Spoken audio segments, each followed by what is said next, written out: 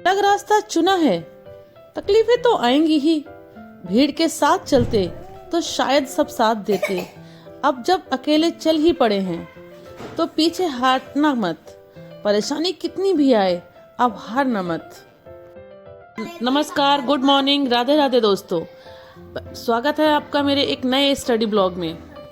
का motivation quote हमारे life की बहुत सारी सच्चाई दिखाता है। जब हम अपनी स्टडी में लग जाते हैं तो हमें लोगों से थोड़ी दूरी बनानी पड़ती है, क्योंकि अगर हम दूरी नहीं बनाएंगे, हम जाते रहेंगे इधर उधर, तो हम अपनी स्टडी के लिए टाइम नहीं दे पाएंगे।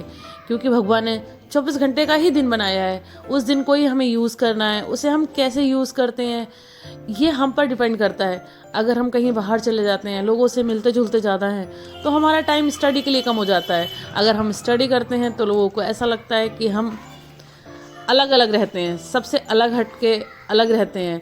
फिर वही लोग हमें ये भी कहते हैं, जब अब तक कुछ नहीं किया, अब तक कुछ नहीं हो पाया, तो आगे तुम क्या ही कर लोगे।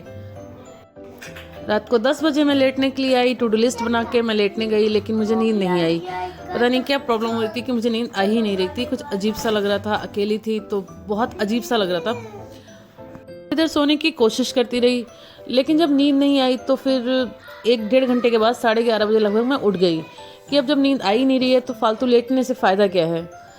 फिर मैंने स्टडी को स्टार्ट किया। मैंने सोचा जब नींद ही नहीं आ रही तो कल वाले जो टारगेट हमने डिसाइड कर रखे हैं, टू डू लिस्ट बना के जब मैं लेटी थी, तो फिर मैंने कहा उन्हीं को कंप्लीट करती हूँ। और मैंने 11:30 से अपनी स्टडी को स्टार्ट किया। और मैं रात को फिर 3 बजे तक पढ़ती रही, क्योंकि मुझे नींद नहीं आ रही थी, थोड़ा अजीब लग रहा था। तो फिर मैं अपनी पढ़ाई को कंटिन्यू किया और मैंने अपनी पॉलिटी, हिस्ट्री, ये सब करने के बाद मुझे 2:30 बजे से करीब नींद आने लगी थी। फिर 3 बजे मैं सो गई। 3 बजे सोने के बाद मैं सुबह उठी थी 8:30 बजे। अब 8:30 बजे उठने के बाद तो फिर वही बच्चों को उठाना, चाय नाश्ता करना, घर के काम करना, क्योंकि घर के काम तो हमें करने ही है, चाहे हम अकेले हों या फैमिली के साथ रहते हों। हमें घर के काम तो हमारे डेली जो होते हैं वो तो होना ही है। एक इंसान हो तो भी खाना खाना है, खाना बनाना है। 4 लोग हों तो भी खाना बनाना है। ये है कि 4 लोग होते हैं तो थोड़े सपोर्ट हो जाती है, टाइम का एक मैनेजमेंट रहता है। अकेले होते हैं तो बहुत सारे ख्याल दिमाग में आते हैं, नींद नहीं आती है, बहुत सारी चीज़ें होती हैं। हस्बैंड घर होते हैं तो स्टडी थोड़ी अच्छे से मैनेज हो जाती है, क्योंकि बच्चों को टाइम ज़्यादा नहीं देना पड़ता है। बच्चों को टाइम उनके पापा दे देते हैं, थोड़ा सा बच्चों टाइम पे सो जाते हैं, उठ जाते हैं, ये सब कुछ मैनेज रहता है। अगर नहीं होते हैं तो बच्चे शाम को लेट सोते हैं और थोड़ा सा सब डिस्टर्बेंस हो जाता है। 8:30 बजे उठने के बाद मैं दिन में बहुत कम ही पढ़ाई कर पाती हूँ, लेकिन मेरे रात को सिर्फ 2 ही टारगेट पूरे हुए थे, सुबह उठ नहीं पाई थी। तो मुझे जो ये था कि मैंने जो टारगेट, जो टू डू लिस्ट बना रखी है, वो मुझे किसी भी तरह से कंप्लीट करने हैं। लेकिन मैं सोचते सोचते घर के काम निपटाते बच्चों का दिमाग इधर उधर डाइवर्ट करते कि बच्चे थोड़ी देर खेलें, कुछ काम करें, जिससे कि मैं अपनी स्टडी के लिए टाइम निकाल पाऊँ। तो मैंने टाइम निकाल पाई 12:30 बजे। 12:30 बजे से मैं अपना रीजनिंग का टॉपिक करने बैठी, उसको मैंने 1-1.5 घंटे रीजनिंग कंप्लीट की। फिर बच्चों के साथ थोड़ा टाइम स्पेंड किया। उसके बाद में फिर मैं लेके बैठी थी शाम को 6 बजे के आसपास। 6 बजे से मैंने अपनी फिर स्टडी कंटिन्यू की। मैथ का जो टॉपिक बचा था उसको कंप्लीट किया। 6 से 7:30 तक मैंने अपनी मैथ कंप्लीट की। इस तरह से मैंने शाम होते होते अपने चारों टारगेट जो 4 रख कर बैठी थी उसको कंप्लीट कर लिया था। अगर वो नहीं हो पाते तो कंसिस्टेंसी टूट जाती। फिर अगले दिन भी फिर ऐसा रहता कि पता नहीं है रात का कि बच्चों की सोएं या फिर बच्चों को कोई प्रॉब्लम हो, सर्दी है, कभी उन्हें खांसी आने लगती है, कभी उन्हें सर्दी हो जाती है।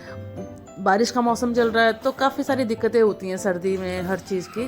वैसे अच्छा है कि बच्चे सो जाते हैं तो फिर सोते रहते हैं, लेकिन अगर उन्हें सर्दी हो जाए, खांसी आ रही है, उन्हें नींद ही नहीं आ रही है, तो फिर तो टाइम डिस्टर्बेंस होता ही होता है। अगर टाइम एक बार डिस्टर्ब हो गया तो फिर उठने में दिक्कत है, और उठने में दिक्कत हुई तो फिर स्टडी वहीं दिक्कत तो होगी, फिर स्टडी रह जाती है। इस तरह से घर के सारे काम मैनेज करना और 2 बच्चों को मैनेज करके एक प्रॉपर टाइम पे हर चीज़ को करना थोड़ा सा टफ टास्क हो जाता है। लेकिन अगर हमने सोच रखा है, ठान रखा है, तो हम दिन में कैसे न कैसे करके मैनेज कर लेंगे। इसलिए मैं अपनी स्टडी को तो प्रॉपर फुल टाइम देने की कोशिश करती हूँ कि जितना मैंने टारगेट डिसाइड किया है, अपनी स्टडी तो मैं किसी न किसी तरह से कंप्लीट करूँ। लेकिन जो घर के काम है, जो बहुत ज़रूरी नहीं है, उन कामों को मैं छोड़ देती हूँ। जो मुझे लग रहा है कि इन कामों के बिना आज का दिन कट जाएगा, ठीक है, वो छोड़ देती हूँ। जैसे कपड़े वगैरह हुए या बहुत नीड हुई कि इन काम को करना ही करना है, तो वो काम मैं करती हूँ। जैसे बच्चों के पसंद का खाना बनाना है तो वो तो कोई नहीं है, उसको बनाना ही बनाना है। खाना है तो क्यों नहीं बच्चों के पसंद का बना दिया जाए। और ये सब करके फिर मैं अपनी स्टडी को कंप्लीट करती हूँ। जैसे कभी सुबह में नहीं हो पाई तो दिन में उसे कंप्लीट कर ली। जैसे ज़्यादातर मैं कोशिश करती हूँ कि मेरी स्टडी सुबह ही कंप्लीट हो जाए, जिससे कि मैं बच्चों को प्रॉपर टाइम दे पाऊँ।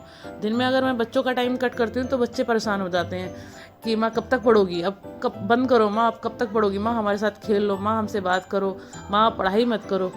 बच्चों की फिर ये सारी रिक्वायरमेंट्स रहती हैं, इसलिए मैं कोशिश करती हूँ कि मेरी स्टडी सुबह ही कंप्लीट हो जाए। लेकिन अगर जब नहीं हो पाती है तो अपने टारगेट हैं वो सब तो अचीव करना ही है, अपनी स्टडी को किसी तरह से कंप्लीट करने की कोशिश करती हूँ।